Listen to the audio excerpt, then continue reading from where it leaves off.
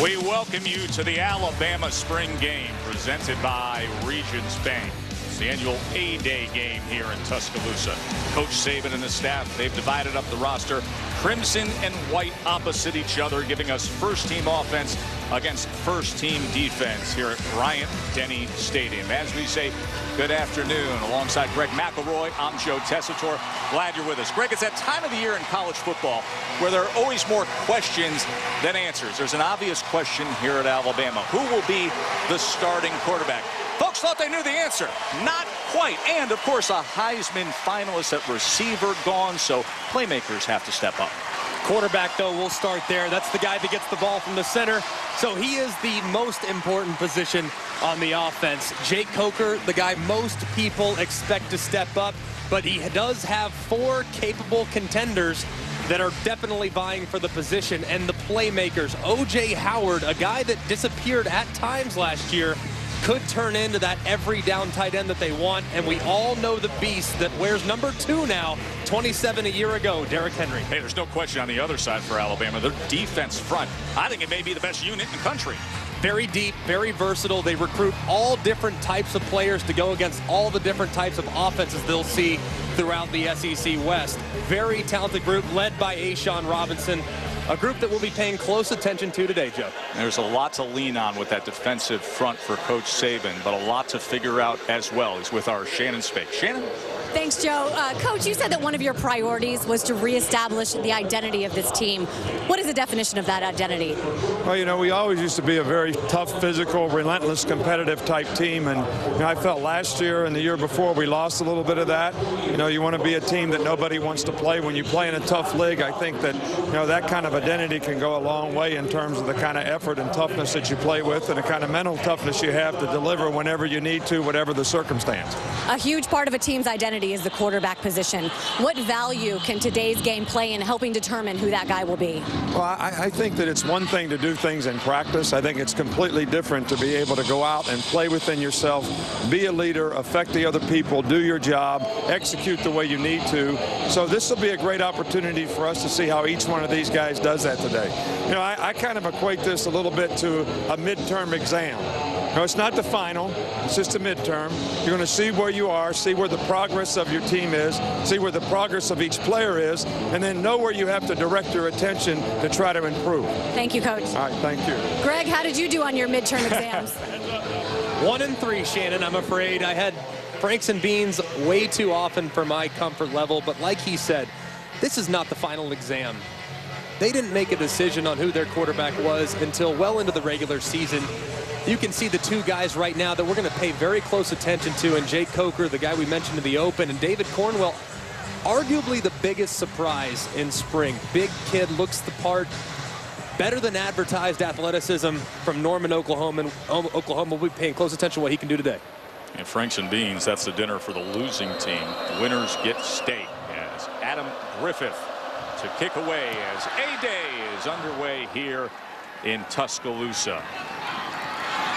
Kenyon Drake wearing that black jersey as they're not going live on the returns here on special teams. Some unique rules, and you understand right away what the black jersey means. They are not live. Going to tag off those players. You already saw special teams, kickoff and punts, field goals, not live, no rush. The clock will be running except for the last 4 minutes in each half. And when it comes to defense, hey, coach has been public saying going to be a little vanilla. You're not going to see extra men coming after the quarterback.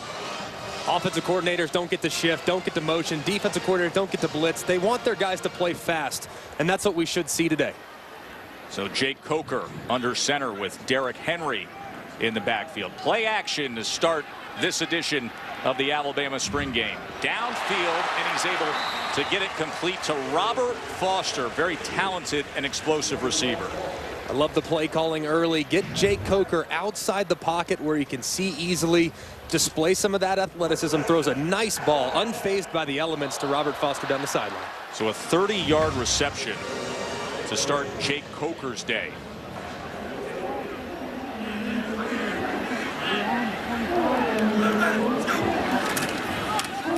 And here is Derrick Henry as he's wrapped up by Dalvin Tomlinson. Henry now wearing number 2, the jersey change from 27. We don't know how much we will see of Jake Coker today. They've been splitting up the reps equally among the 5 quarterbacks. There's some good and bad that comes with that, Greg.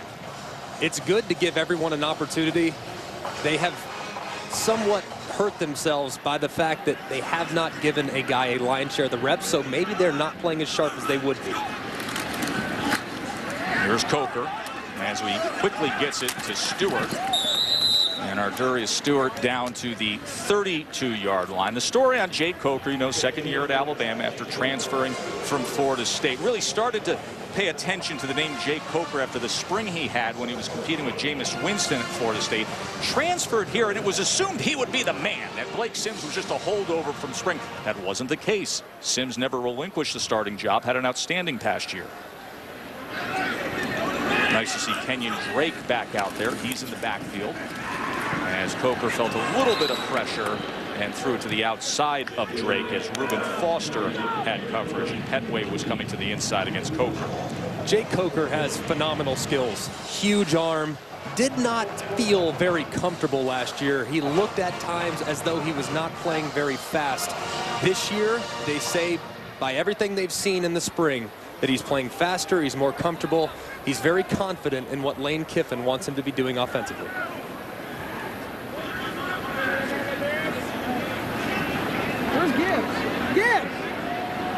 You see Cooper Bateman out there the hold as Adam Griffith is sent out for the field goal attempt. And place that down on the 40-yard line, so going to call it a 49-yard attempt for Griffith, and he puts it through. He's dealing with a stress fracture most of last year, but he's got a leg talent kick, does Griffith. So Coker and the White offense get on the board, and Coach Saban likes that start. Of DeAndrew White has a similar skill set. A flat-out speed guy can definitely develop the rest of his game. First down run now for Derrick Henry as he's able to lower the shoulder and cross midfield to the 48.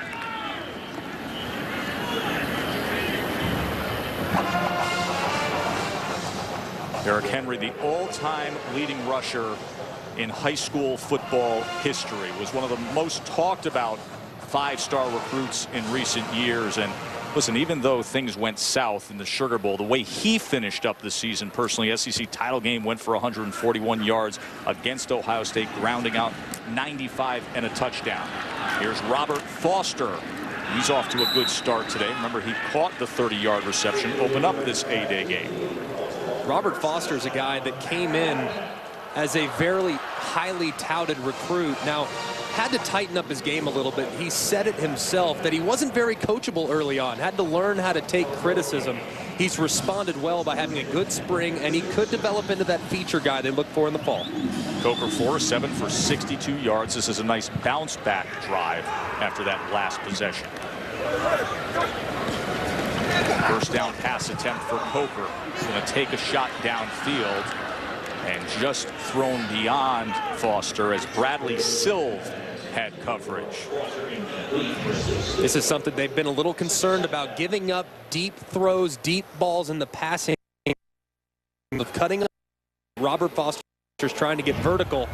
He's a guy that has flat out speed. He can run with anybody. Now, his ball skills and adjusting when the ball is thrown in the air and being a little bit more physical is an area where he's going to have to improve over the course of the summer and fall camp. Cyrus Jones, who's assumed to be one of the starting quarterbacks, out today. So Silv and Brown starting at corner on this Crimson defense. Second down and 10. Play action again. Plenty of time for Coker. Going to take a shot for Foster again. But that was thrown to the outside of the pylon as Geno Smith was trying to stay with Robert Foster. This is an area where fans got a little frustrated at times with the play calling of Lane Kiffin. 2nd and 10, not necessarily a shot down. Right now, I want to see if Jake Coker recognizes the situation, knowing that he's knocking on the door of field goal range. Does he get overly aggressive and try to go for the first down, or does he settle for the points? 1 of 3 on 3rd down is this White team offense. And that was blown up right away by Reuben Foster. Starting to really see this sensational sophomore emerge. He's taken on that signal caller role, and he could be something special in the coming years. He's done an incredible job this spring. They're so pleased with his improvement. One of the things he struggled with early on is when he did go into tackle, he'd lead with his head and it'd result in some injuries. So he's been much safer about the way he goes about playing. But as you can see, he can hit with the best of them on this team. They're going to keep the offense on the field here on 4th down. Coker. Right down the middle of the field. And caught for a touchdown on 4th and 14 by Ardarius Stewart. 40-yard touchdown strike from Jake Coker. What a great throw. Keeping it up the boundary, or keeping it up the hash. That's exactly the landmark that you want. Fantastic throw, and this is what you're concerned about if you're the Alabama defense. Giving up the deep plays, especially on 3rd down and 4th down when you can get off the field. Ohio State took advantage of those plays last year. They're going to have to continue to make that a point of emphasis moving forward.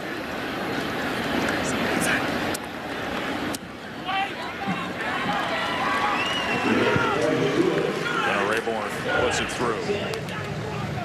And a great job. He kept his eyes to the right, held the safety in the middle of the field. Eddie Jackson responsible for number 3, Chris Black, going across the field, leaving Maurice Smith on an island.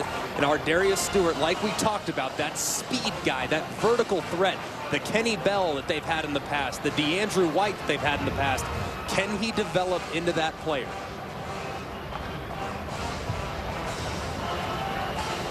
You know, and one of the things that perhaps went unnoticed among the national college football fans was a key injury this spring with Alabama. Everybody pointed to Amari Cooper leaving. Well, the guy who was touted as perhaps being one of the next great ones and able to play that similar role to Amari Cooper was Cam Sims.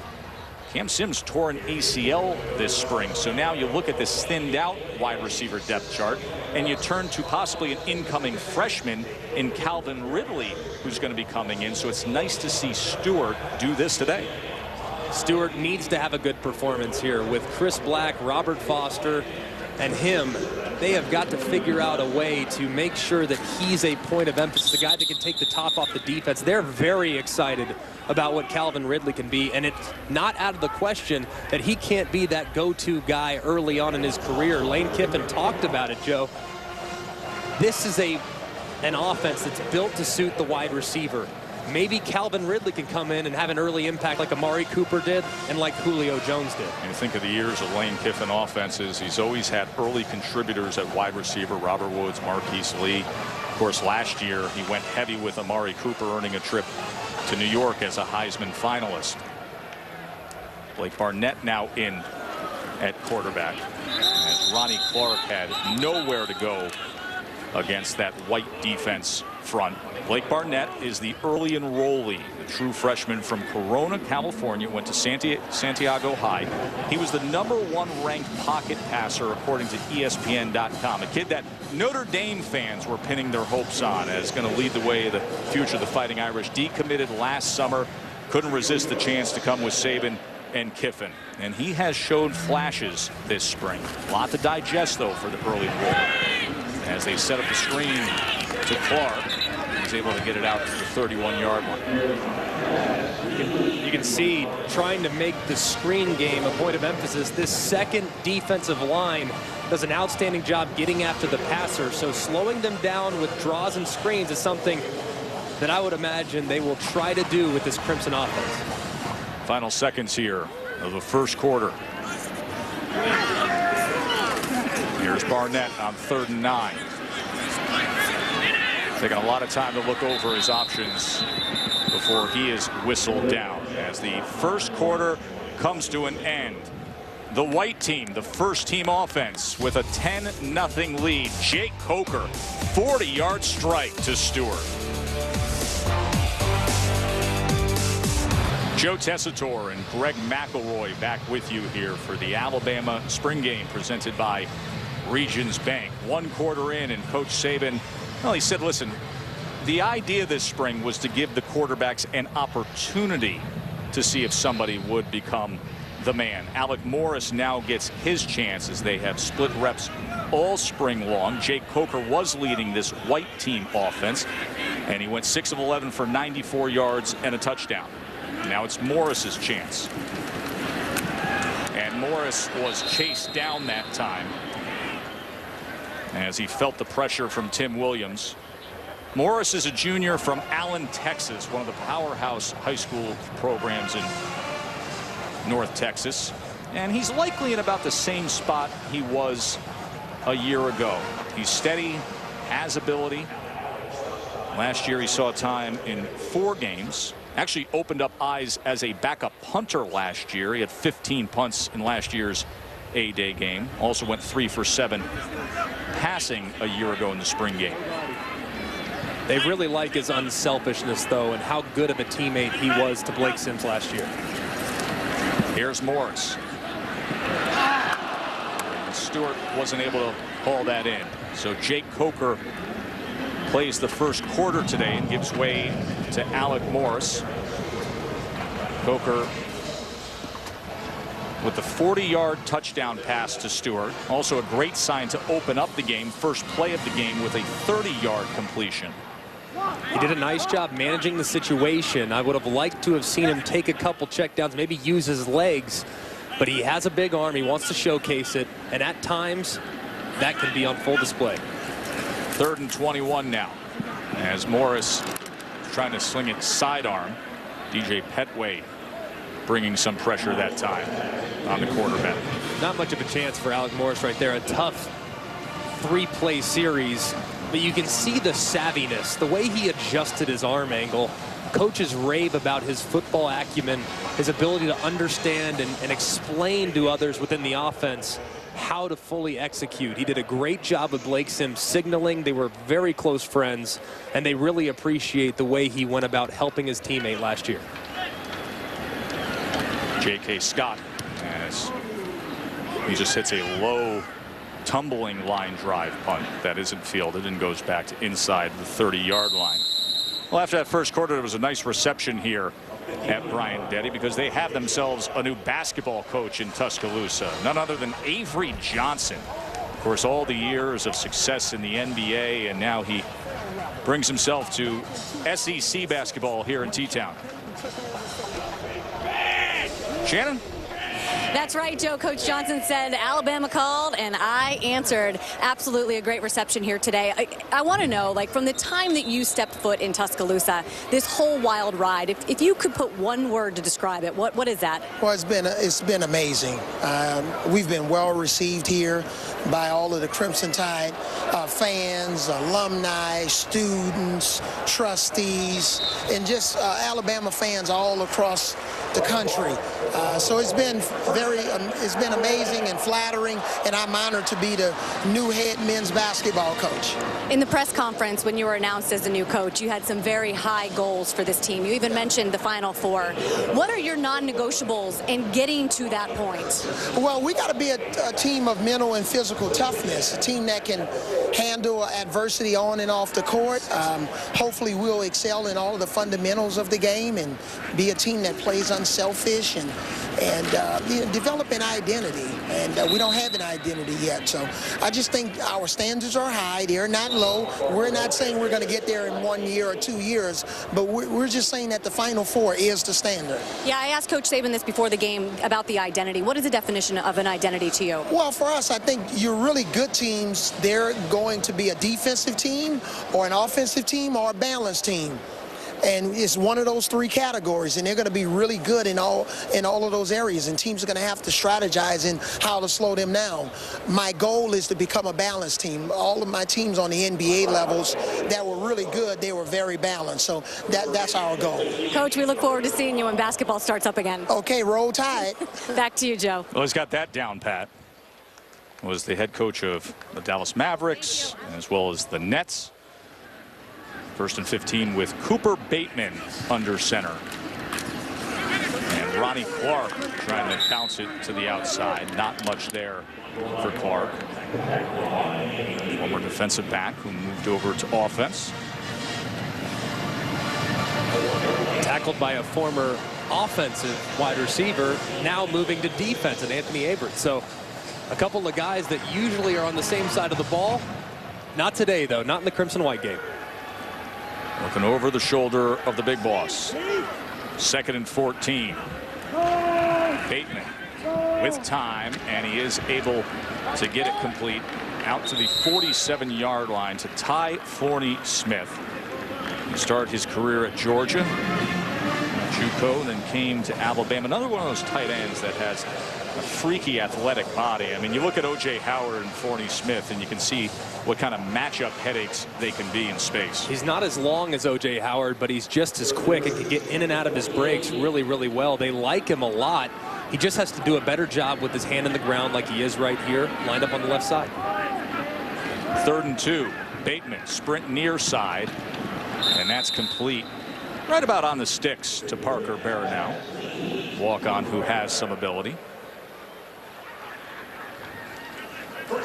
And that is a first down for the Crimson team offense, with Cooper Bateman getting time at quarterback right now. We've seen David Cornwell and Blake Barnett already for the Crimson team. Looks like Alphonse Taylor's down on the field, a little bit shaken up. Alphonse Taylor starting left guard for the Crimson team, as they tend to hit two types of defenses. You have Arkansas and LSU and Georgia that are going to run the downhill I formation pro style offenses. In steps of Darren Lake. Last year it was Chris Ivory, guys that had to clog the middle and clog the run lanes. Then you have the teams like Texas A&M and Auburn, where you want speed on the field. They have two types of defenses here, and they've been able to recruit so well. The depth and versatility is there, and they should be a huge hurdle for a lot of offenses to get over. Dakota Ball with the reception from Alec Morris.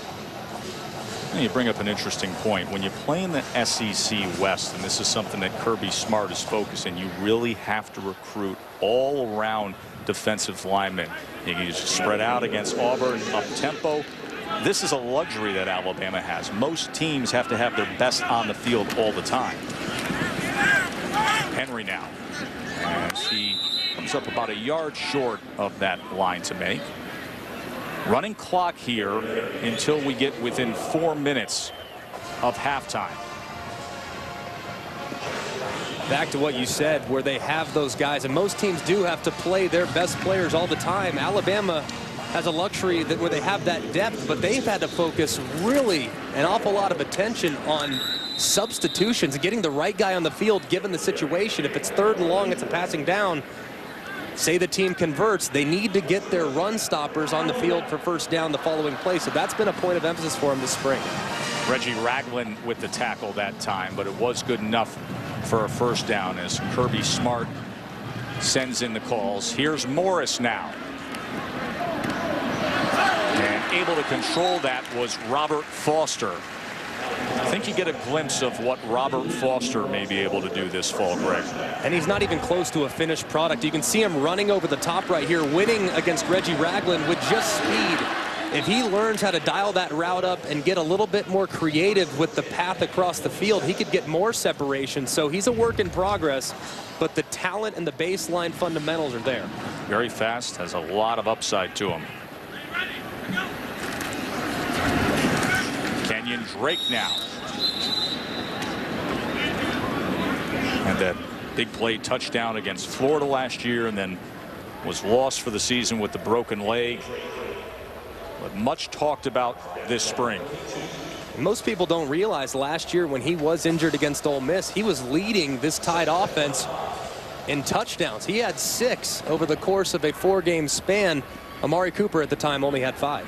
Consider the fact that Cooper finished up with 16. Morris stripped away in the pocket that time, as Tim Williams has been very active. One of those guys that's going to need to be active against the Texas A&Ms of the world, those great tackles, those pass-setting shotgun-style offenses. And Alabama's incorporated more shotgun this year in the spring. It's been a point of emphasis, and it's allowed their quarterbacks to take the fundamentals out of it. They've been able to play a little bit faster from the gun, where a lot of them succeeded in high school, playing from that 5 yards deep in the backfield. Now, flag is down. Number 76 on the offense. That penalty is declined. Result of the play. recovery of the fumble by the red team. Dominic Jackson with the penalty, but they're going to give it over to the Crimson team. And remember, talk about a point of emphasis.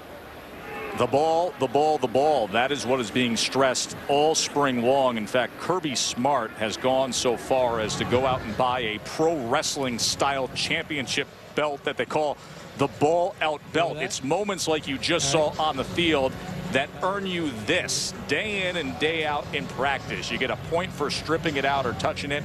You get points for a batted ball or causing an interception, and these defensive players go after the ball out championship defensively at practice every day. At the end of the spring, they're going to have the person's name that finished with the highest point total on the belt permanently. So the Crimson team offense back out there. Cooper Bateman at quarterback. And that is intercepted as Bateman threw it right over the middle, and Jabril Washington stepped up for an interception. Just a poor decision right there. Sometimes you have to know when to cut your losses. Sudden change situation. You have momentum. Your defense just got you the ball. It's not a sign of weakness to take your check down. Michael Niswander down in the flat at the 45-yard line. That's where the ball should have gone. A poor decision to try to force it to Falcons across the middle. Cooper Bateman has got to learn from that mistake. When you have limited reps, you want to make sure you put your best foot forward, but mistakes happen. Learn from it. Don't make the same mistake twice.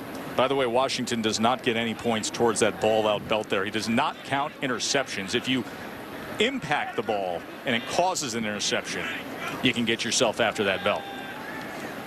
Morris pressured again that time by Dylan Lee. Shannon?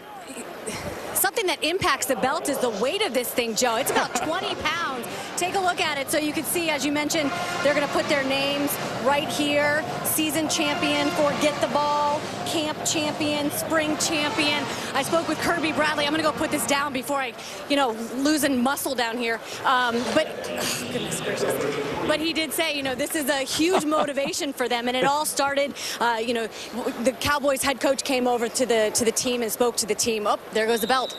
They just took it. Shannon, you're like Mayweather or The Rock down there on the sidelines. I think they were afraid I was going to steal it or something. They just came and took it from me. It was all about get the ball, so they've really put an emphasis on that. In fact, they all got sheets. All the defensive players got sheets at the beginning of the season. In their locker, it was laminated, and it said that, get the ball. And Coach Saban told us yesterday, it's as simple as that. The offense wants to keep the ball. The defense wants to get it. Let's get back to basics, back to fundamentals. It's all about that ball. Jay Coker back in as the championship ball out belt is sent back over to the other side with pride.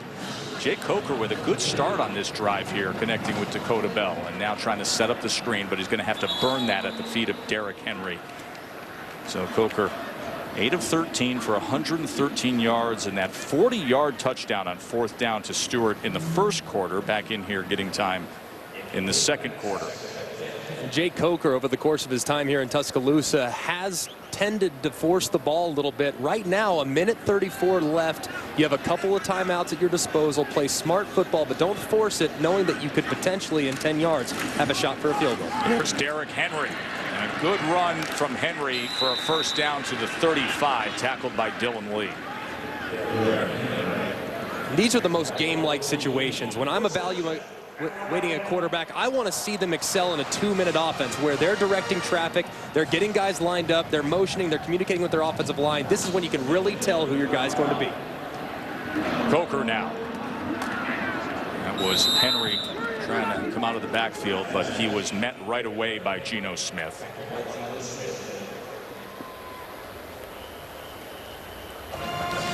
Kenyon Drake coming onto the field now at running back. This is probably the guy we'll see when Alabama is running a 2-minute offense. That receiving threat gives you the option to go to an empty backfield.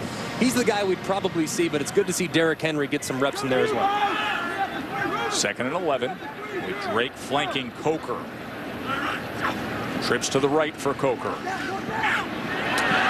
right back to Foster. And he's inside the 5 to the 1. Good first half for Robert Foster as Coker and that white team offense looks to score before the half.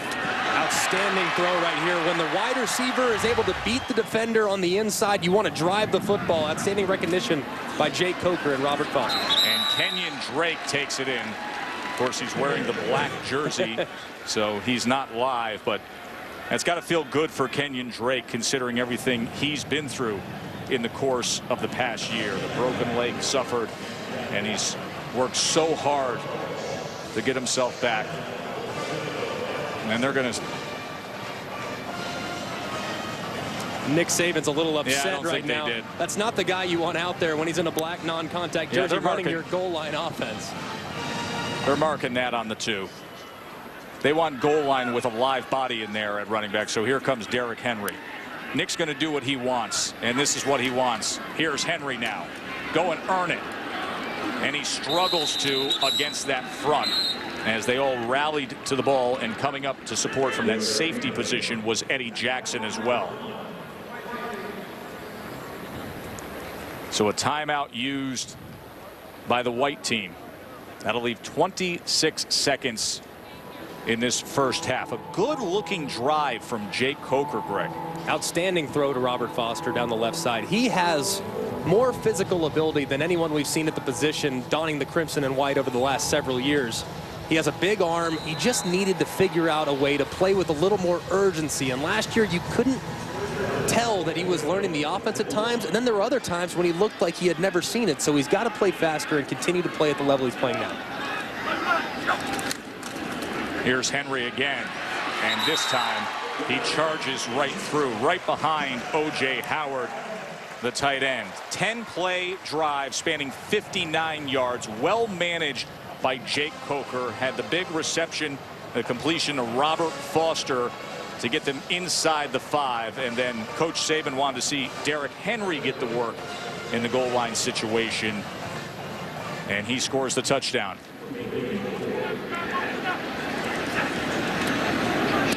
As Gunnar Rayborn, sophomore from Louisiana, makes it 17-zip. So far, so good with Jake Coker.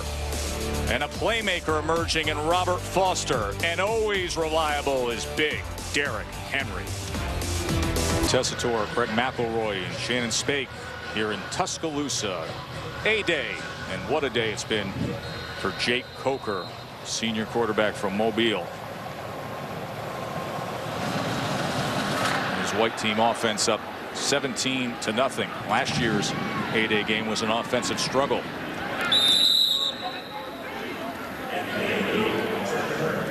And it's the way Coker went about finishing up that first half that was impressive as well, hitting 4 of his last 5. And now the Crimson team offense with David Cornwell, who Lane Kiffin noted that he didn't have his best scrimmage the last time out. They put him in some tough situations. They want to see how he responded then. We'll see how Cornwell responds now.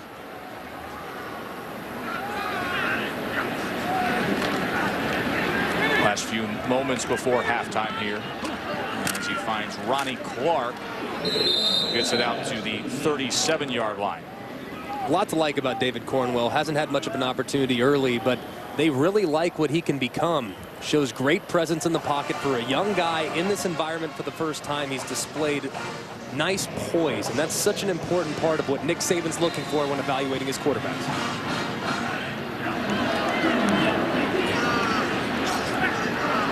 Once again, out of the backfield to Clark.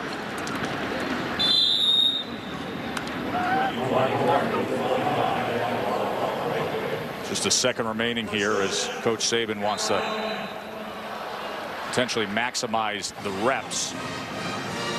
And these are teachable moments as well. I mean, for a young guy like David Cornwell practicing maybe a Hail Mary situation, there are very few opportunities to work on plays like this. And these are the plays that win and lose games in the fall. So take every opportunity you possibly can to get the most reps possible for a young quarterback like David Cornwell.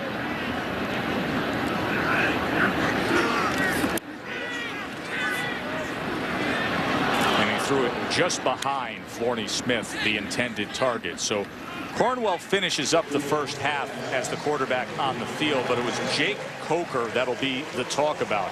And that's much needed talk about. A lot of folks were surprised coming into today that it wasn't his job throughout all of spring, as Lane Kiffin and Nick Saban talked things over. What'd you make of Coker in that first half, Greg? I thought he did a really nice job managing the situation, particularly in the 2-minute drive, getting everyone lined up, having a presence at the line of scrimmage, and throwing nice, accurate, concise footballs.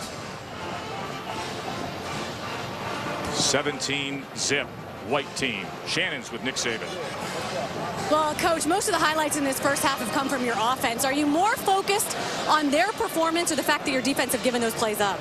No, I think it's really good that the offensive team is doing well. I think we need the confidence with the quarterbacks. You know, we're very limited in what we're doing on both sides of the ball, really. But, you know, what the offense is doing has been very encouraging. We got 6 starters out on defense, so I'm not too worried, but we don't like to see explosive plays. But, you know, some of the things that the offense is doing has been very good. Jake has played very well, which is a good thing. We just need to do more stuff with the second group so they got a chance to make some plays. You mentioned Jake, a midterm exam, halfway through that exam. What do you think? Well, he's done a nice job so far. You know, I mean, he really has. This is the best he's played. This is the best we've done offensively, you know, against the defense all spring, which is very encouraging and a good thing. Thanks, Coach. All right, thank you. Joe? Thanks, Shannon. We're going to go to the film room coming up at the half as Greg McElroy will take us there, discuss the state of Alabama and where this team is based on who they lost and who returns. Well, mention the offense. They combined to pass for 223 yards, 19 of 31, and that beautiful touchdown pass to our Darius Stewart. Halftime from T-Town when we return. Stay with us.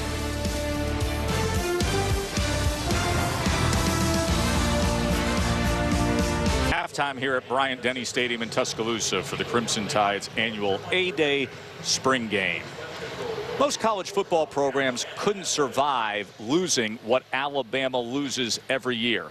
This year, it's a Heisman finalist wide receiver, a record-setting quarterback who's gone, a star running back, and one of the best safeties to ever play here. But most programs are in Alabama, where just as impressive as the list of who's left is those ready to step up now.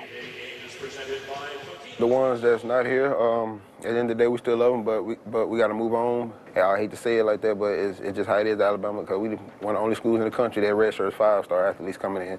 So at the end of the day, you got to handle your business on and off the field, and you got to be a man about it. We've used to handle adversity. We feel like it gives a lot of the young guys a good opportunity to showcase their talents in roles that they might not have gotten, which is an opportunity for someone to step up. We know we don't have the guys we had in the previous years. We just got to go out there and work hard and get better, just so we're prepared right. You know, we're definitely going to miss Blake Sims, Amari Cooper, T.J. Dillon, but we have a lot of great guys who are going to step up and fill their roles. We all know what we lost. He just said we got to get back to what we've been doing, what's Bama known for, and get back to playing Bama football. Expectation, I mean, that's always going to happen. We just try to focus on what we can't control, and that's about going out there and competing every day and getting better on both sides of the ball. The dream continues for the Buckeyes. The nightmare starts for #1 Alabama. They are no more. Think about it all offseason when we're running. Just think about the Ohio State game. They put it on the film while we're working out. So we think about it a lot. Personally, fuel to my fire. Bring fire to our eyes, and we just got to keep pushing. You might hear the game or see them. You hear that, it just puts a rage and fire inside you. Personally, I feel like we should win the national championship. That's our goal. If we don't do that, then it's a failure of a season for us personally. I know that might not be fair in some sense, but I mean, we want to win it all every year. I feel like everybody does, and everybody should. Of course, there's always fresh talent ready to emerge. Nick Saban has hauled in a string of 5 straight #1 ranked recruiting classes. Just over 4 months until the season opener to see if this young talent can contribute in key ways. More from Tuscaloosa when we return to A-Day. Halftime here from Bryant-Denny Stadium in beautiful Tuscaloosa, Alabama. The Crimson and the White facing off in the 2015 edition of the A-Day game. I'm Greg McElroy. I had a chance earlier this week to catch up with the leaders of both the offensive line and the defense, Reggie Ragland and Ryan Kelly. Here in the Malmore Athletic Facility, Reggie Ragland, Ryan Kelly, a defensive and an offensive perspective as we look through some of the Crimson Tide's plays from a year ago. Ryan, tell us what we're starting with right here. All right, so this play, this is inside zone to the right, and we're basically looking here to get 2 double teams on, just a base 4 down front.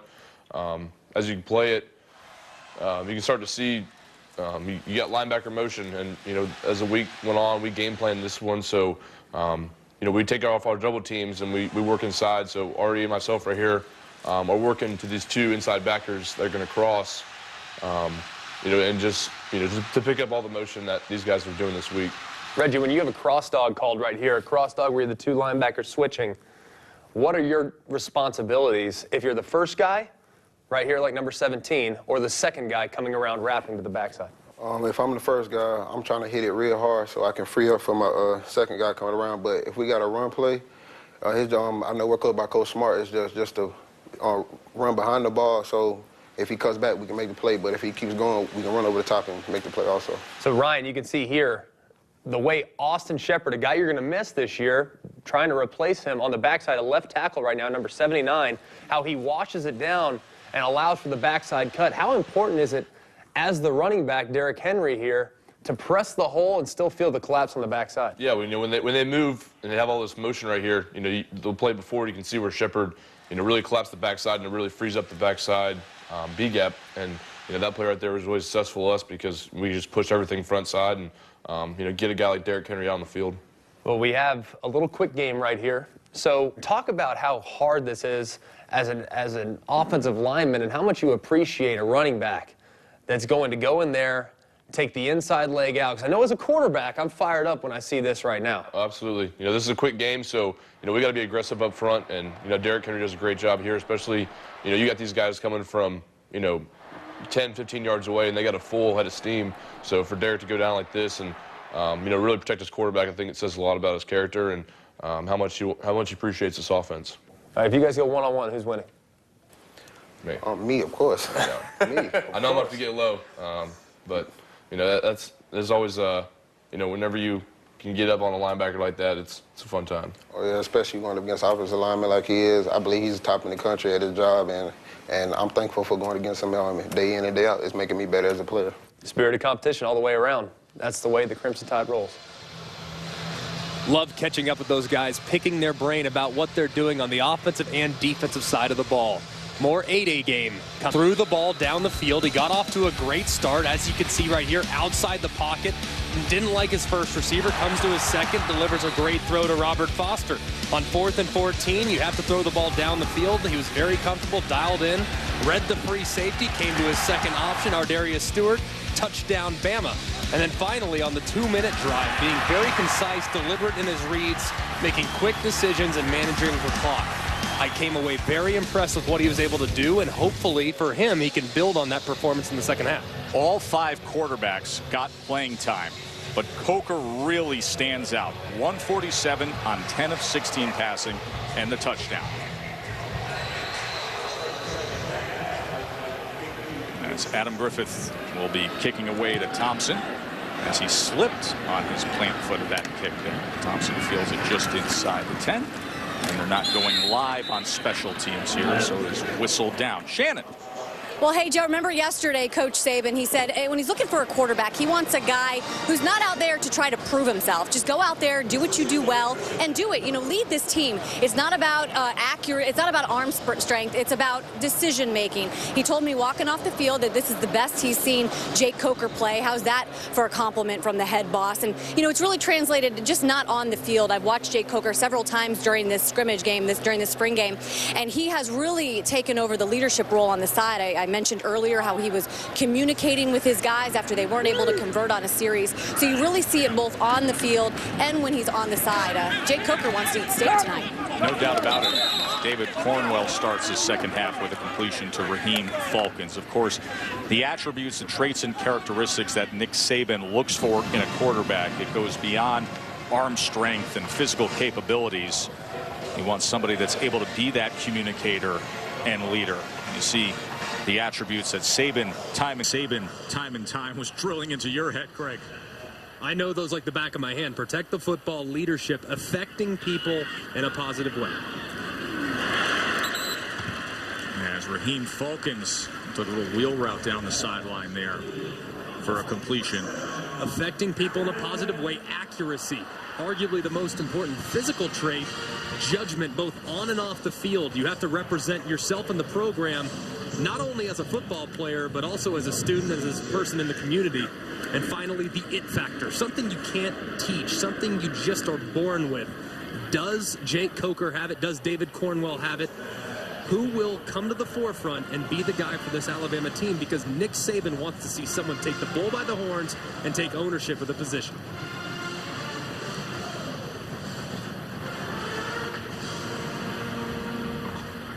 Second down and 10 now, with Cornwell and that Crimson team offense out on the field. So he's just chased to the outside and looked Falcons' way again. 9th season here for Nick Saban. This is in the era of David Cornwell. Like we talked about, the standard that he's set for this program, the expectations that every person in the crowd believes in.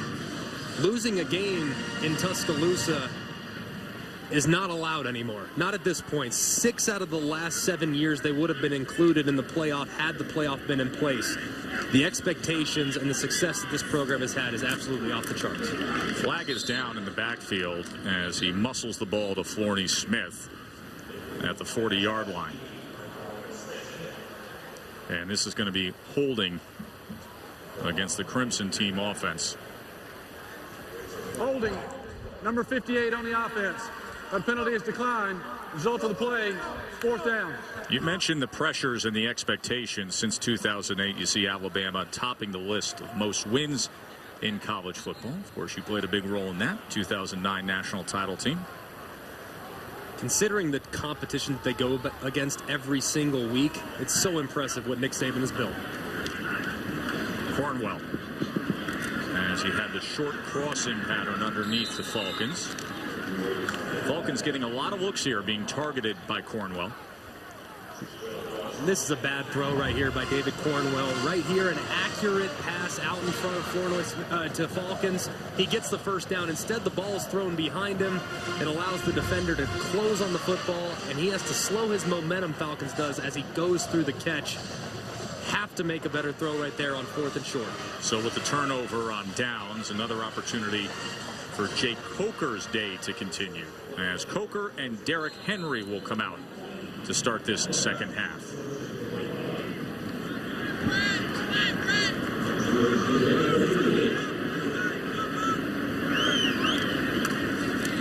Play action.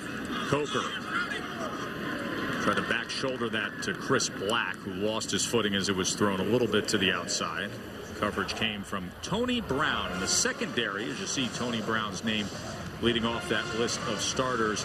This as a position group is interesting. All the years with the safeties, Clinton Dix and Mark Barron and Landon Collins, and now really entering this year, the first year without that guaranteed go-to All-American type at safety. Very young in the secondary, but very talented. Every one of those guys handpicked by Kirby Smart and Nick Saban to carry on what a lot of people have considered DBU.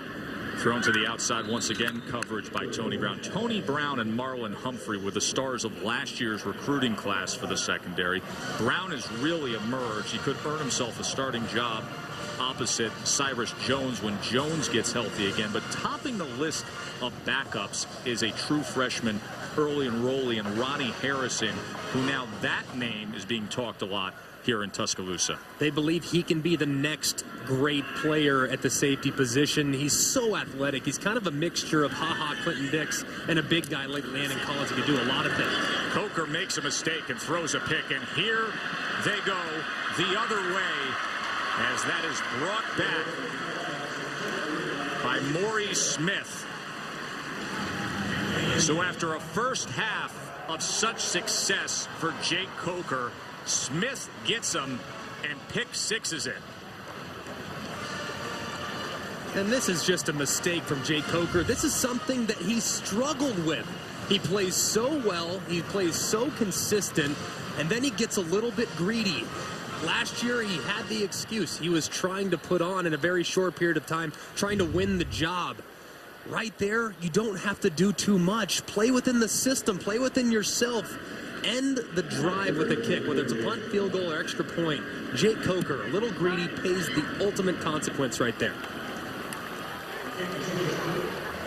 Raving about him at halftime. Starts the second half, and all of a sudden it's going the other way. Maurice Smith, pick 6.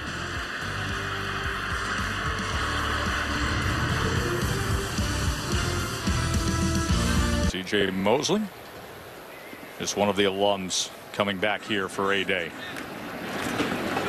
Quick screen, Stewart. A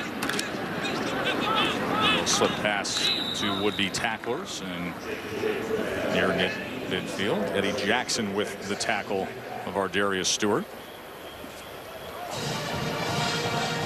Eddie Jackson, the guy that we talked about, specialized at corner last year, overcame an injury. Wasn't 100% for the entirety of the season. Now he's moving into safety, and he has that type of ball skills that you love. He made a great interception in practice on Thursday. They really like what he can become at the safety position. 2nd and 2 as Henry took it just to the outside of the lead block there, and Reuben Foster got him as he slipped down. So it'll be 3rd down and short. Eddie Jackson, obviously the transition from corner, covers a little more space. There were times where he struggled at cornerback last year. For that ACL, always a challenge to overcome that. Derrick Henry here in the backfield with Coker on 3rd and 2.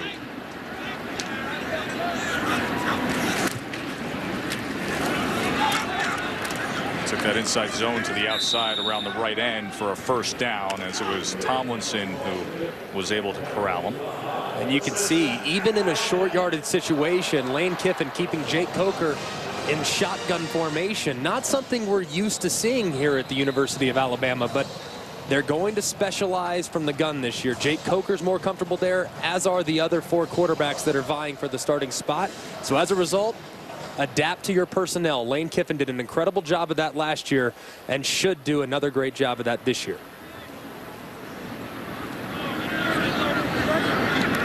See the difference between the first half and the second half for Jake Coker.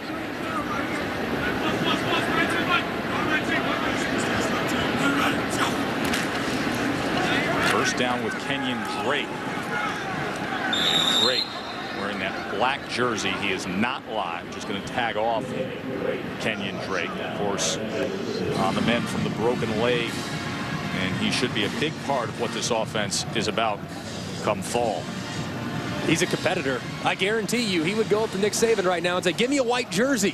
That's the type of guy he is. Look how frustrated. He's not tackling me. No chance. Now, usually you don't want to see those hands go up in the air, but in his case, the competitor he is, I know he wants to be out there at full strength with his team. Now under center is Coker with Henry back in. Play action off of that. Going to take a shot downfield, and it is complete to the 30-yard line to Stewart. Shannon.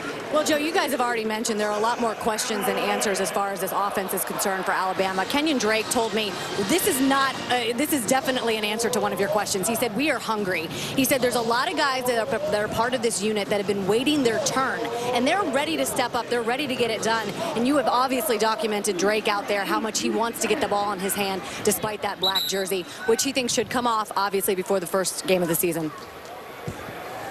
And you mentioned the hunger, and I think more than any other position that's on display at the wide receiver group, because you have 3 guys that departed the program that have carried the banner for that position over the last several years. There's a bunch of guys here that were highly touted coming out of high school that just haven't gotten a chance. Kenyon Drake is one of them, a guy that could be playing a little wide receiver because of his versatility. But keep an eye on this wide receiver group when describing the hunger and the intent to be great at Alabama. Here's a good pop from Henry that time for a first down inside the 20 as Silv had to come up to make the tackle on Derrick Henry. Derrick Henry could be primed for something special in 2015. And look at the double teams up front.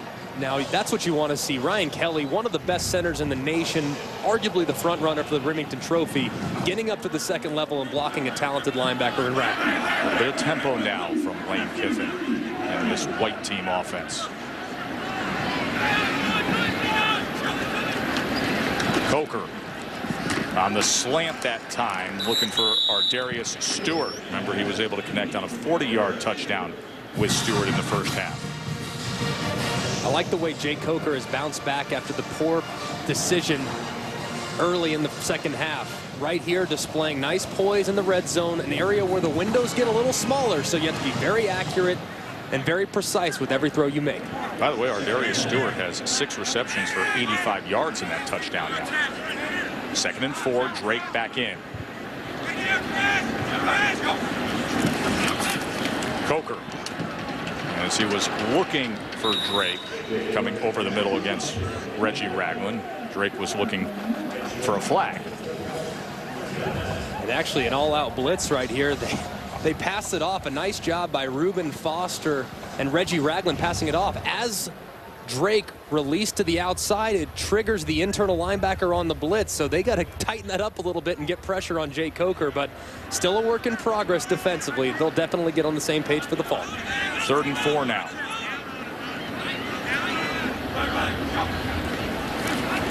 Coker, that was thrown low, intended for Stewart. And Smith had coverage. Drive will stall out just inside the 12-yard line. And this is a bad decision right here. This is man-to-man defense in the low red zone. You have Kenyon Drake releasing free on a vertical route. This should be a touchdown. Instead, Jake Coker focuses solely on his first progression and misses a potential big play down the sideline. Big mistake. You can see Lane Kiffin telling him, look outside. Backs and running backs. Backs against linebackers. You want that matchup. As Adam Griffith puts it through, his 2nd field goal of the day. 20-7 white team. Number 1 goal of spring was to reestablish their identity, said Coach Saban. The white team's been establishing a little more consistency on offense. A 20-7 lead here after the field goal from Adam Griffith.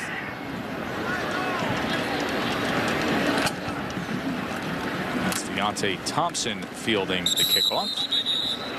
Final moments here of the 3rd quarter.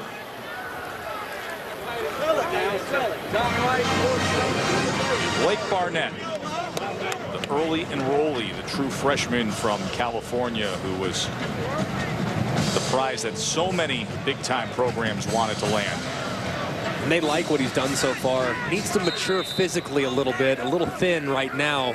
Not sure he'd be able to take how difficult and physical the SEC is over the course of a 12-game season, but he has some things you cannot teach and was not at all rattled by the situation when he arrived on campus. They have high hopes for what he can become. There's a look at his arm as this ball is intercepted by Anthony Everett.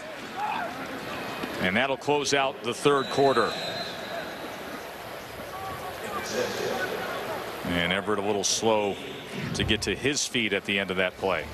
And right here, just staring it down, he's a young freshman. He's very, very talented. Has the opportunity to be great, but he's got to learn from this mistake right here and don't allow it to compound into more mistakes moving forward. Everett with the interception. More from T-Town. It's A-Day when we return. See Blake Barnett talking things over there on the Crimson sideline. This was his last toss, Greg. Just a little greedy right there. Had 2 guys, had a guy running deep, and I liked what he saw, but there's a time and a place. And Anthony Everett, a guy that has an awful lot of talent, a lot of skill, looks the part, kind of resembles D. Milner physically. Maybe it's the number 28, too, that makes me draw the comparison, but has some upside that they feel excited about coming down from a great football state in New Jersey.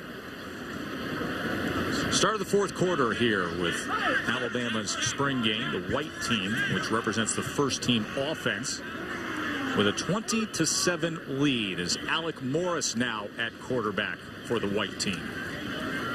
And Morris slings it just beyond the 40-yard line to Robert Foster, who has impressed us today. Let's look ahead to what this team will be facing come this fall. They're going to open up, as is often the case, with a good-looking neutral site non-conference game against Wisconsin.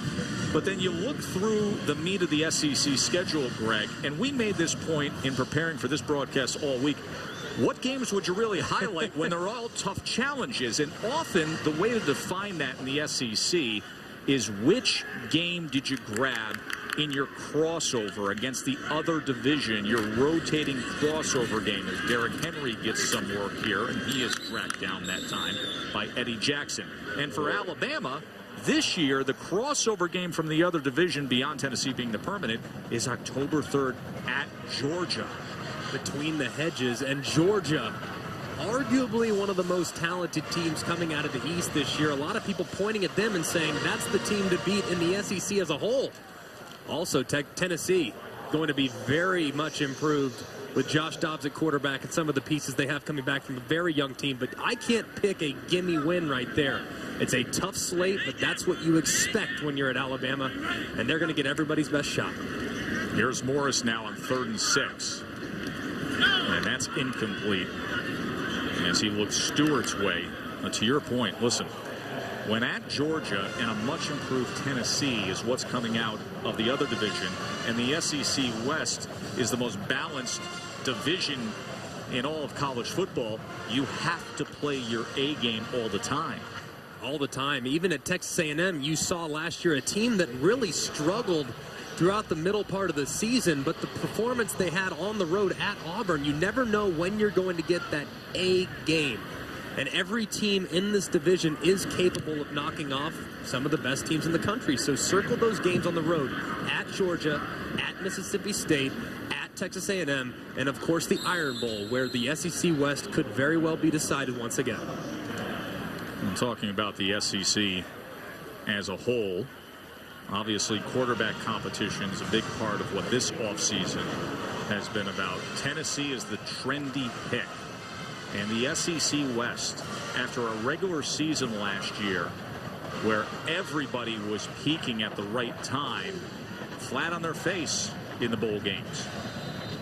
The teams we saw play in the last week of the regular season and the team we saw that Alabama trotted out in Atlanta against Missouri, no team in the West really improved from the time they played their last regular season game until the time they played the bowl game. So I would imagine some of the coaching staffs are going to evaluate their bowl preparation, maybe tweak things a little bit and get a little bit better going forward. There's Keith Holcomb, who just tracked down Blake Barnett.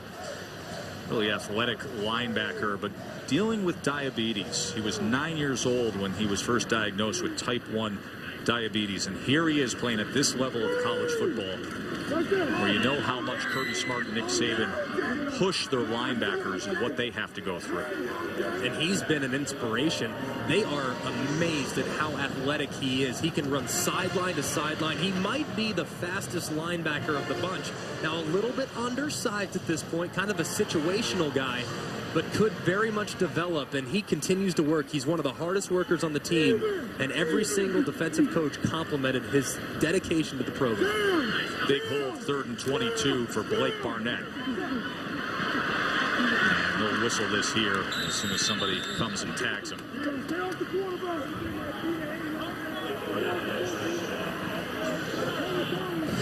So the young guy getting some time here on A-Day. Barnett, the freshman from Corona, California.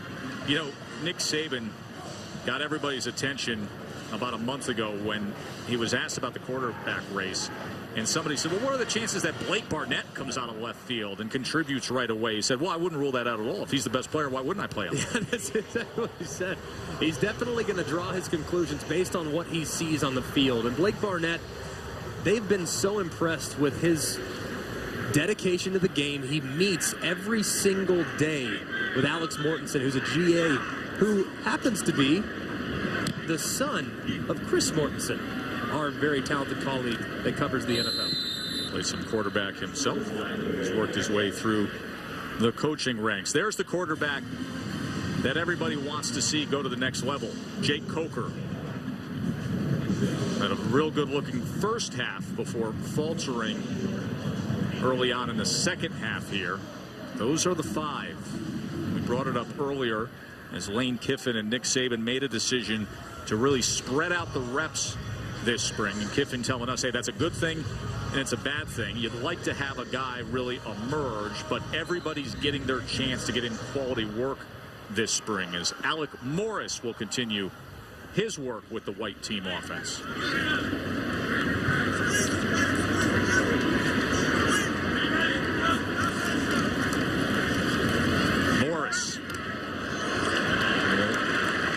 shot to Robert Foster to the 40-yard line.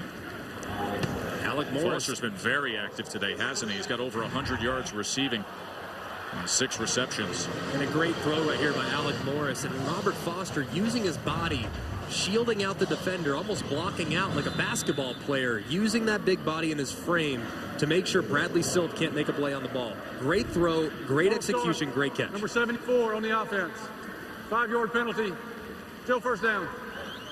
It's Cam Robinson, who many consider the premier left tackle in all of college football. He's just so athletic with that 6'6", 326-pound frame. And he dealt with injuries down the stretch of last season. Had that sprained ankle against Tennessee. Really gutted it out against LSU. Dealt with a shoulder against Auburn. He's one of the best. There's another batted ball that time as Tomlinson was able to get in the face of Alec Morris. Back to these tackles. They feel really good about the tackle position here with Dominic Jackson. Now right there, he's got to be a little more aggressive at the point. Understand that you have a back releasing out of the backfield. He's got to attack and not allow that defender to go vertical. A good job by Thompson, though, to recognize that, or Tomlinson, excuse me, to recognize the pass, see the motion, and get vertical to knock the ball down. Tomlinson getting some extended playing time with Ashawn Robinson out, as Chris Black comes up with the reception. Chris Black's a guy that they're kind of wanting to step up as a leader. He's the elder of the group outside of Parker Barano, but he's in the mold of Christian Jones, kind of a smaller guy. But he hasn't gotten a lot of attention in the first couple scrimmages, but he's the guy they're going to have to rely on, not only on offense, but in the return game as well. I want to continue that story on Chris Black and his development as they're facing a 3rd down and 8 here, because Black was a guy that came in with Amari Cooper. And here is Morris on the crossing route, complete that time to Stewart. But Chris Black was a top recruit, came in with Cooper. He was actually, at one point, the more talked about prospect. And to think where Amari Cooper went and where we still expect Chris Black to go, hard to believe that. Well, he's built sturdily, and he has a nice frame, a good feel for the position. One thing that he excelled at early in his career was he's just too fast. He didn't have enough patience getting in and out of his breaks. So now he has a little better feel for the position. He's worked with Billy Napier, the wide receiver coach, and refining that route running capabilities, being more deliberate in his depths and his route depths. He's been more consistent as a player and should have a nice year for the Tide. 53-yard attempt, and his plant foot gave way on the turf as Adam Griffith, who had gone 2 for 2, not going to happen when you're sliding down trying to kick it. Watch the plant foot here after his drive step. As Adam Griffith tried to put something into it, but the turf didn't support it. Griffin hit a 49-yarder and a 28-yarder earlier. That's where all the hard work goes in to be a championship-level team. Here at Alabama, Derrick Henry with a touchdown run, Jay Coker a touchdown pass to give the white team a 20-7 edge. David Cornwell at quarterback now for the Crimson. Well, most of this spring has been spent talking about the quarterbacks, but one of the other headlines has been some of the off-the-field issues that Coach Saban has had to deal with. Well documented was the issue with Jonathan Taylor. Geno Smith got himself into trouble, but he's back, and Tyron Jones dismissed. My question is, what impact does that have on a team trying to prepare for a season when some of those things are creating distractions? It can serve as a huge distraction, or it will force the hand of the leadership to step up and take hold of this team. It forces the guys that are going to be the vocal leaders, the people that guys will look to in the locker room to step up and say no more, enough is enough. And Nick Saban said, look, it's 3 guys that have made mistakes, and they're learning from their mistakes, and it's unfortunate that they had to learn this way, but the leadership has taken firm grasp. Derrick Henry, Reggie Ragland, the young guys that are now taking over those leadership groups have got to make sure they hold on and take control of this team. Interception this time. As Cornwell is picked off by Ronnie Harrison. Ronnie Harrison, the true freshman from Tallahassee, who was an early enrollee, a 4-star guy. He's a big guy at 6'3", 218 pounds, and he has figured it out much faster than people thought he would. He's a future star. I would hope he could figure out a ball thrown right to him. Poor job by David Cornwell. And right here, this is kind of what we've seen over the course of the game. You've seen guys force passes, and the belt once again returns to the white team, but guys are forcing passes because they have limited opportunities. They're pushing a little bit too much. They're trying to make plays because they haven't had an opportunity yet. It's resulted in a few bad decisions and a few poor throws and a few turnovers.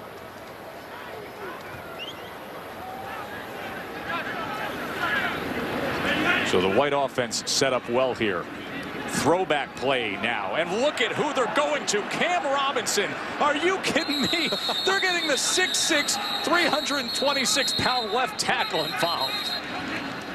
He might be the hardest guy to tackle on the field outside Derrick Henry. So that's a big body that they're trying to bring down. There you got a little smile. It's a spring game. Have a little fun.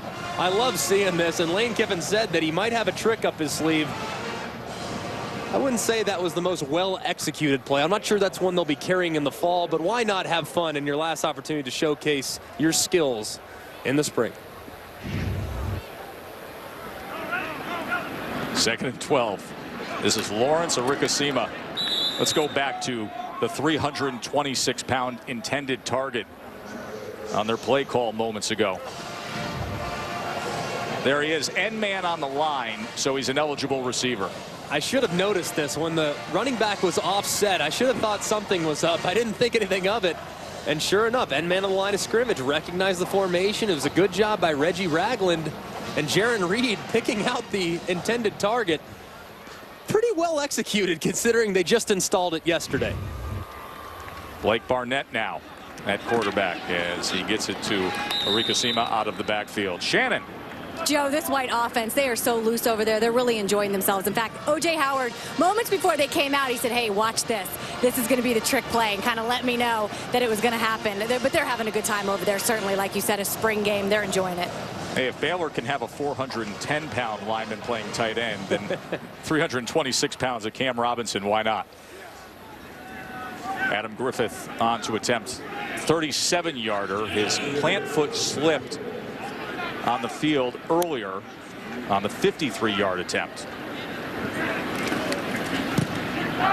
And this time he's able to strike away but can't connect. It's not out of the question for Alabama to have a 300-pound tight end. Maybe Cam Robinson is auditioning for that role in the future. If you win this game, you get a nice steak dinner. Oh, look at that, McElroy. You know what that feels like, but you also know what the other side feels like, because if you lose the game, Franks and beans. 1-3 in my A-Day experiences. It is. Put the hand in the camera. It's humiliating. You have to serve the winners their dinner. It's not the most fun aspect of playing here. Losing in the Crimson Tide's A-Day game. Joe Greg and Shannon with you here in Tuscaloosa. Under 5 minutes to play here on A-Day. As Cornwell gets it complete to Michael Nicewander. More of a blocking type, reliable tight end. And this will be a good opportunity to evaluate Cornwell. Going a 2-minute hurry-up offense right here where he's in control. Cornwell. Quick decision, and it is batted and intercepted by Marlon Humphrey. Marlon Humphrey stayed with it and hauled it in. And that's the second interception thrown today by David Cornwell. And that was actually a pretty good throw right there. A little bit of a force. Didn't feel Marlon Humphrey coming from the outside in, but he tried to hold up Michael Nicewander, threw it to his right shoulder pad. That's exactly where you want to throw it. Right there, Michael Nicewander, probably not the guy that's going to be running that option route at tight end. A nice job by Marlon Humphrey closing and making a play in a 4-minute situation. Greg, consider this white team defense, and we spent a lot of time discussing the need for some of the defensive backs in this program to really take a step up. Ronnie Harrison with an interception, Marlon Humphrey with an interception, Washington, Everett, interceptions across the board. And Maurice Smith had the pick 6 earlier in this half, and that ball out belt tries possession with the turnovers. Kirby Smart, Nick Saban, everyone has talked about it. The quickest way to lose games in this league is through turnovers and explosive plays. If you have a lot of them, you're not going to be successful. But if you force a lot, look at Ole Miss last year, you can have a very good season and mask a lot of deficiencies. So good job by the defense so far, forcing these quarterbacks into making poor decisions, inaccurate throws, and capitalizing when the ball's in the air. Well, Jay Coker and Alec Morris appear to have exhausted their time with the white offense because Blake Barnett is now in playing with the white team. As he gives it to Rico Sima. He is taken down at the 40-yard line. Blake Barnett just trying to get him some repetitions. Clearly, in a situation like this, the white team would not be throwing at 3:25 left with a 13-point lead. It's good to see the young man out there playing confidently and trying to move the offense. Now, how would you adjudicate how he goes about having his meal as he throws another interception?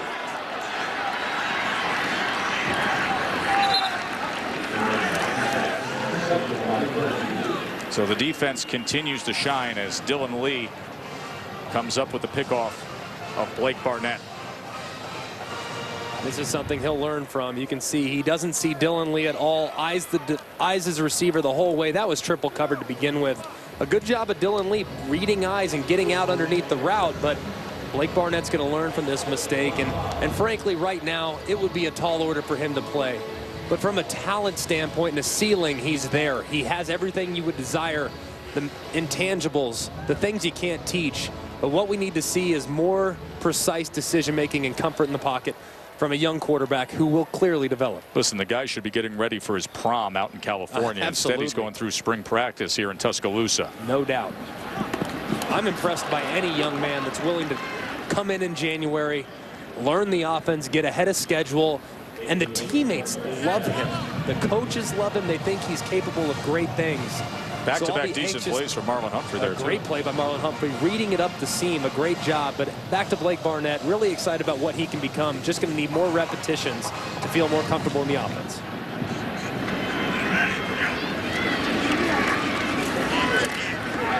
Underneath Forney Smith as he muscles his way just inside the 30-yard line.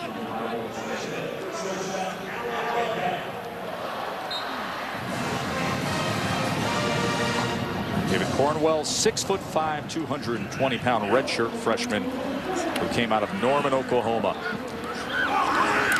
Out of the backfield is Brandon Turner. That's what another first down for the Crimson team. That's what he does a really good job of. Situational awareness right there. Had Rashaan Evans coming around the right end. Gets the ball out quick, recognizes that he doesn't have time to allow his progression to move.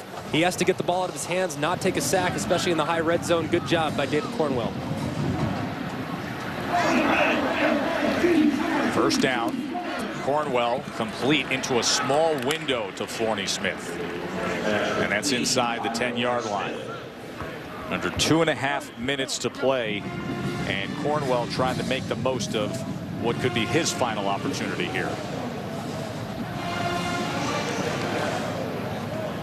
Like to see a little more urgency from the Crimson offense right now.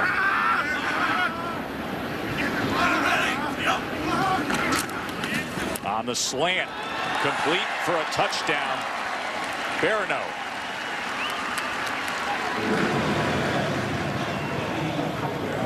Parker Barano with the touchdown reception with 1:59 remaining. Great job by Cornwell right here, recognizing the pressure off the edge and actually holding up Parker Barano a little bit. Jabril Washington was trying to jump in front of the receiver and pick it off. Cornwell threw a nice, accurate pass, holding up Barano and allowing Barano to body up the defender, catch the ball, and fall forward for the touchdown. Extra point by Adam Griffith. And a 2014 game now. Of course, this is what everybody wants to track here in the spring game. Jake Coker with that very strong first half to have his numbers at 183 and a touch. Cornwell went over 100 yards there. And the touchdown pass, and Blake Barnett at least getting some time as the early enrollee true freshman. 6 interceptions thrown by that group today. That's the concerning thing. Young guys, you're going to have a fantastic defense, maybe the best front seven Alabama's had since 2011, but they have got to figure out a way to force the offense to march the length of the field.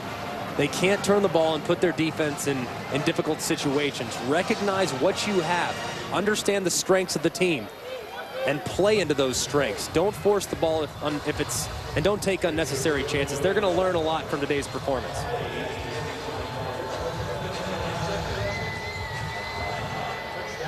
Then there's going to be the fan perception after today's performance. I think so many of the fans thought that coming into this spring there wouldn't be a question as to how things would go. Kiffin and Saban quickly dismissed that, giving equal reps across the board and trying to create as open of a competition as possible. Remember, a year ago at this time, Blake Sims and the offense looked very limited. Jay Coker wasn't even on campus yet. It wasn't until 2 scrimmages into fall camp that you didn't realize who was starting to emerge as the eventual starting quarterback. And it wasn't even until 3 games into the regular season when it was really a clear-cut winner of the cemented and solidified in what would end up being a record-setting year for Blake Sims. Fantastic season for both him and Amari Cooper, playing to each other's strengths, and an unbelievable job by Lane Kiffin last year, moving Amari Cooper around, game planning to each specific defense that he would see, and putting Blake Sims in situations where he can excel. An outstanding job by Lane Kiffin, but with some of the depth issues and the question marks on offense, he's going to have his work cut out for him this year. Here's Barnett again, as the screen was blown up that time, as Tomlinson was quick to get to it. Lane Kiffin, second year here at Alabama. Broyles Award finalist, as he was recognized as one of the best assistant coaches in the nation a year ago. Look at all the school records set by that offense last year. He had a great sense of how he could get things accomplished, and Amari Cooper was a big part of that. Who's going to be that guy this year? Will it be O.J. Howard, Derrick Henry, Kenyon Drake, Calvin Ridley possibly? You don't often see that. A quarterback throwing the ball and then catching the ball, but it bounced right back into the face of Blake Barnett. Brett Favre's first NFL completion was actually to himself, so perhaps good writing on the wall here for Blake Barnett. Looked like that was Jaron Reed who was able to get up and defend that pass. You're quicker to catch it when you have a black jersey on. Nobody's going to come and slam you to the ground. Blake Barnett, a very good athlete, underrated athlete, long strider, fast guy, can move around. He might have been able to do something with that if he was able to keep his feet. Derrick Henry back in the game. As it is 4th down here. Coach Saban still working hard right behind his offense. Timeout called by the Crimson team defense, trailing by 6 with 1:41 to play. Well, Greg, we've been monitoring everything going on in the SEC throughout all these spring practices, and the way too early predictions let them begin. The offensive players that you think could be in play to be the best this year. Why not? Dak Prescott, a fantastic campaign a year ago. Nick Chubb, what he was able to do, especially in the second half of the season, and the lasting impression he made in the game against Louisville. Derrick Henry, of course, going to be the workhorse. Perhaps have more carries than we've seen from an Alabama back in recent years. Jeremy Johnson and, of course, Leonard Fournette, the way he finished. The sky's the limit for the talented LSU tailback. Derrick Henry, of course, in the backfield in this roster this year, gets a luxury that recent running backs in Alabama history haven't had, and that's simply being the man all to yourself. Kenyon Drake, kind of a hybrid guy, not the same kind of back, but for such a long stretch now, you look through the Alabama offense and you always had that 1-2 punch. Backs that were very similar, the way their physical structure was built and the way they would divvy up carries in the backfield. And they don't really have that guy this year, like you alluded to, but you see, dating back to 2008, there's always been a clear-cut number 1 and a clear-cut number 2, and both of those guys resembled each other in the way they ran. and the way they moved in their pads. Outside of 2011, in which Trent Richardson got a lion's share over Eddie Lacy, in 2009, of course, Mark Ingram's Heisman Trophy year, it was very even split. This year, I would expect Derrick Henry to get an awful lot of touches. He can be a 300 carry back. He's 242 pounds, gained a little weight because of that expected increase in workload. So we'll monitor his situation and awfully close moving forward, but he has a special talent and an even better person and leader off the field. Here's David Cornwell. Through to the inside, looking for Keith, and is incomplete. Keith, a 6'4" target. Young guy who could emerge in the coming years. Likely won't play a big factor this year. Of course, Amari Cooper and Christian Jones and DeAndrew White all lost to Alabama. Cam Sims was injured this offseason, tore an ACL. So Foster, Black, Stewart, and perhaps Calvin Ridley, the incoming freshman, will be the receivers of note. Cornwell on 3rd down as he gets it to Ronnie Clark, and Clark is taken down short of the line to make at the 30-yard line. And I love what he did right there. 3rd and long. At least give yourself a 4th and manageable. A little surprised right here. You don't see the Crimson team burning a timeout. Probably want to hang on to those until the under 40 mark. But 4th and 2, obviously a game-changing play right here. Pressure on Cornwell, as there will be a turnover on downs. Joshua Frazier came into the inside against Cornwell. Like I said, a little surprising that they wouldn't take a timeout on such an important down, and in a regular season game they probably would have. They wanted to test their no huddle element to their offense. A good job by Frazier pushing the pocket, and a poor job by the right guard setting too far inside and giving up his right shoulder. Well, you gave me the Offensive Player of the Year candidates in the SEC. How about your way too early Defensive Player of the Year candidates? Well, look no further than Vernon Hargraves. He's probably the leader in the clubhouse. Robert Kimdichie, guy that everyone's talked about. That defensive line at Ole Miss is about the only one that rivals the depth and talent of what they have here in Tuscaloosa. Reggie Ragland, of course. Derek Barnett, an outstanding year for Tennessee. Myles Garrett, I want to see him become a more complete player before I really assume that he's going to be the great defensive end. And Harold Brantley, how do you not include a Missouri defensive line? How about Stewart with another touchdown? As Blake Barnett throws a touchdown pass here in the final minute. A nice job right here, recognizing the pressure, man-to-man on the outside. This is the perfect offensive play call.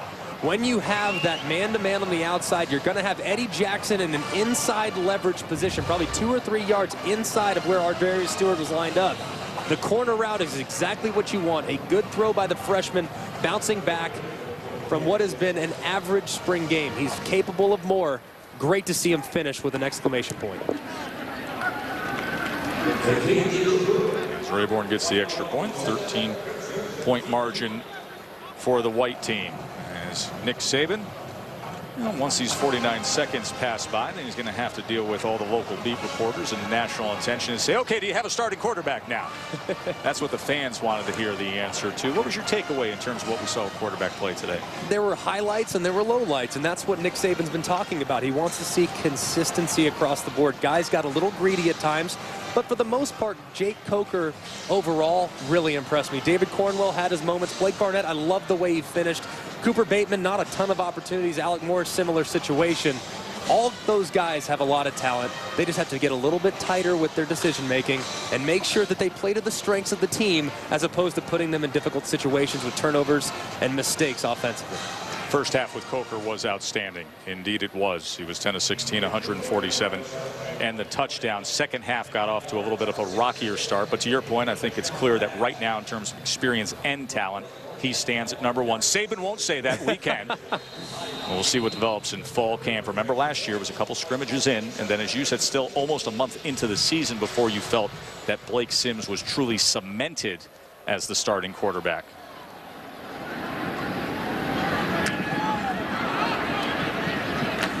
Rain held off here this afternoon. I don't know how much longer we'll be able to say that. Knock on wood. Always a good crowd for A-Day. even with the threat of bad weather. 27-14, the white team. The good news in terms of other spots that Coach Saban was looking to see what would develop is that at receiver, Robert Foster and Ardarius Stewart had nice days. Really good days, and a lot of people pointing and looking forward to when Calvin Ridley gets on campus, but it's good to know they have some guys that can carry the banner for the wide receiver group on campus already. Now they're going to have to get on the same page with their quarterback. Once they decide who that guy is, there's going to be a lot of work to be done, but impressive days from those guys adjusting and making plays when the ball's in the air.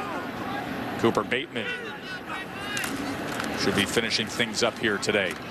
And he connects underneath that time to Johnny Dwight. Johnny Dwight, who played some defensive line, redshirt freshman, mostly used as a blocker. We mentioned earlier Cam Robinson catching passes, 326 pounds. Johnny Dwight's 300. Dakota Ball used to be 300. Now he's 255. It's trimmed up, become more of a threat through the air. So they've had some 300-pound tight ends here before, mostly used for blocking, but good to see Johnny White catching the ball right there. 37 seconds remain here on 2nd and 4. Bateman. That ball was nearly intercepted that time. Instead, it falls incomplete, but Crowder went up for it as he was looking for Barano.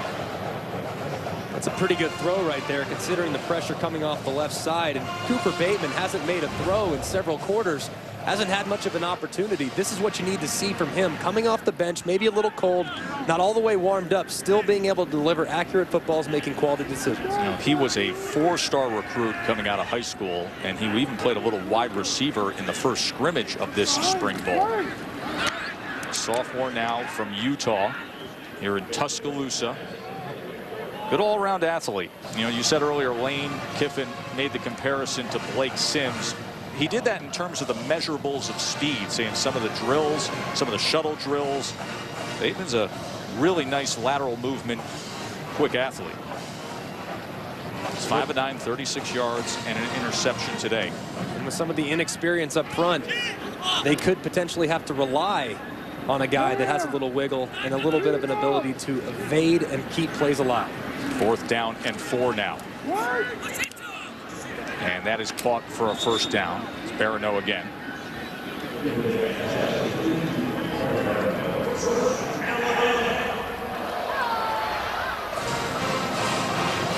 Had a nice visit with Coach Saban. You've obviously been around him for the whole ride up in the ascension of Alabama football through these years. Where's he at in your eyes? He's committed. Based on the way they finished last season and based on the way the defense especially played against both Ohio State and Auburn, he's very excited about what this team can be. He believes this team has gotten back to focusing on the process, what it takes to be successful, as opposed to just having success, focusing on each individual snap, and that's something he's going to continue to try to emphasize moving forward over the course of summer and fall camp. 2015 A-Day has come to an end. The White's going to be eating steak, 27-14. Team led by Jake Coker and Ardarius Stewart, as well as Derrick Henry, who had the 2-yard touchdown run. Shannon. Coach, I know those 6 interceptions are going to be something that stands out to you. How will that affect the way that you approach things when you get back in the fall? Well, you know, it's like I said, you know, now we know what we got to deal with. We turned the ball over way too much all spring long. One of the big emphasis is for the defense is to get the ball, and for the offense to take care of the ball. So we obviously got to do a better job of that. And I think the quarterbacks will learn from those experiences, and we'll get better because of it. You were able to see all of your quarterbacks here today. Based on today's performance, which one of those guys started to separate themselves? Well, it's really not fair to make that judgment because some guys played with the better players, all right, and other guys didn't have very good offensive line. They didn't get a chance to operate as well. They didn't have as good as skill guys because we don't have a lot of depth there. So it's not really fair to assess. But I'm happy with the way that several of the guys handled the situations that we're in. Jake played pretty well. But, you know, we'll see where we're at and kind of go from there and invest our time accordingly. Thank you, Coach. See you in the fall. Thank you. Joe? Coach Saban ready to get his team to fall camp with this group of quarterbacks, Greg. A lot to learn from, but for the most part, I came away impressed. These guys handled the situation. They're dealing with an offensive line, particularly the guys on the Crimson team, that have guys playing a little out of position, not quite as unified, going against a very deep secondary and defensive line group. So it's a tough situation to ask, especially when you can't get in much of a rhythm. Came away very impressed with what they're capable of and where this group could eventually go. Jay Coker was 14 of 28, 183 and a touchdown. 6 interceptions combined. White team wins it 27 of 14 for our entire SEC network crew. I'm Joe Tessitore. Have yourself a great day. So long from Tuscaloosa.